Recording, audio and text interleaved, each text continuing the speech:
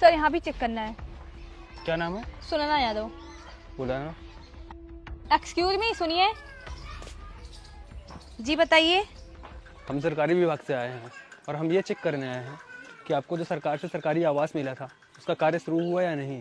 साहब वो तो क्या वो तो दिखाइए, किधर मकान बन रहा है? साहब मकान बनना अभी शुरू नहीं हुआ है। क्या अभी आप लोगों ने काम शुरू भी नहीं करवाया? फिर तो आप लोगों को दूसरी किस्त नहीं मिल सकती। साहब ऐसा मत कीजिए, हमारे लिए मकान बहुत ज़रूरी है। आपके हस्बैंड कहाँ हैं? बुलाइए उन्हें। साहब आप लोग रुकिए, मैं अभी बुला के लाती हूँ। कैसे कैसे लोग हैं, पहली किस्त मिले हुए बहुत दिन हो गए और इन्होंने अभी तक काम भी शुरू नहीं करवाया। सर आने दीजिए, देखते हैं उनके हस्बैंड क्या बहाना बनाते हैं। लो आ भी गए। यही है मेरे हस्बैंड। हाँ भाई, किधर घर बनवा रहे हो? साहब अभी तो मकान बनवाने का काम चालू नहीं करवाया है। क्यों, सारा पैसा खा गए? नहीं साहब ऐसा नहीं है, काम शुरू करवा देंगे। अब कब शुरू करवाओगे? टाइम तो ख़त्म हो गया। मुझे तो लगता है 1 लाख रुपए आप लोग खा के बैठे हैं। नहीं साहब ऐसा नहीं है, हमने ईंट मंगवा लिया है, वो देखिए आपके पीछे। अच्छा हुआ आपने ईंटें मंगवा ली है। और बाकी का सामान? साहब वो दूसरी किस्त आएगी तो मंगवा लूँगा। आपका दिमाग तो ठीक है। आपको 1 लाख रुपए मिले थे और आपने 1 लाख रुपए में सिर्फ इतने ईंटें मंगवाए और बाकी के सामान के लिए दूसरी किस्त का वेट कर रहे हैं। साहब पैसे कम पड़ गए थे इसलिए नहीं मंगवा पाए। अब आप लोगों को दूसरी किस्त के पैसे नहीं मिलेंगे। नहीं साहब ऐसा मत कीजिए साहब, आप देख ही रहे हैं कि हमारे पास घर नहीं है। देखिए मैंने पहले ही बोल दिया है, मुझे आप लोगों को कोई बहाना नहीं सुनना। Excuse me. मैडम साहब को समझाइए ना। देखिए मैं कुछ नहीं कर सकती, सर किसी का नहीं सुनते हैं। मैडम आप चाहेंगी तो हमारा घर बन जाएगा, नहीं तो हमें झोपड़ी में ही रहना पड़ेगा। अच्छा ये बताइए, आपके पीछे जो मकान है ये किसका है?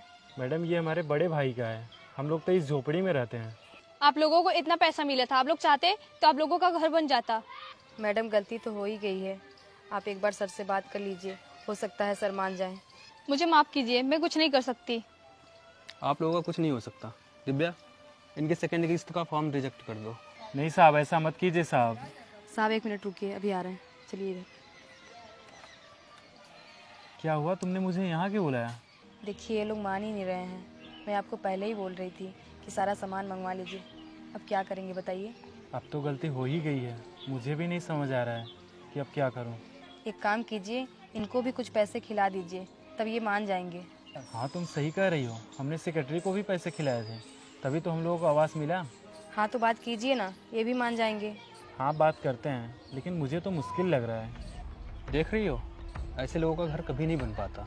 इन्हें पैसे तो मिलते हैं लेकिन वो पैसा इधर उधर ख़त्म कर देते हैं। सर ऐसे लोगों के साथ क्या किया जाए मुझे तो समझ में ही नहीं आता। जहाँ तक मुझे लगता है ऐसे लोगों की सेकंड किस्त का पैसा ही पास नहीं करना चाहिए, नहीं तो ये लोग वो भी पैसा ख़त्म कर देंगे। सर इन्हें जाने दीजिए, ये लोग बड़े मासूम हैं। नहीं, मैं ऐसे लोगों को इतनी आसानी से माफ़ नहीं कर सकता। चलिए एक बार बात तो कीजिए। हाँ भाई, क्या बातचीत की आप लोगों ने?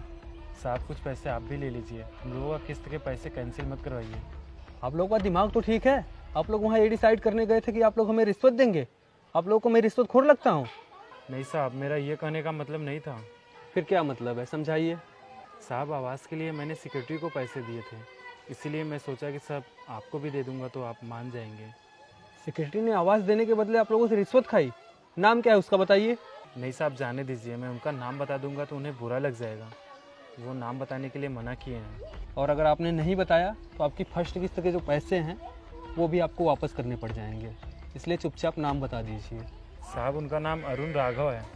अच्छा दिव्या, मेंशन करो इस नाम को। इस अरुण को तो सबक सिखाना पड़ेगा। साहब माफ़ कर दीजिए, हमसे गलती हो गई।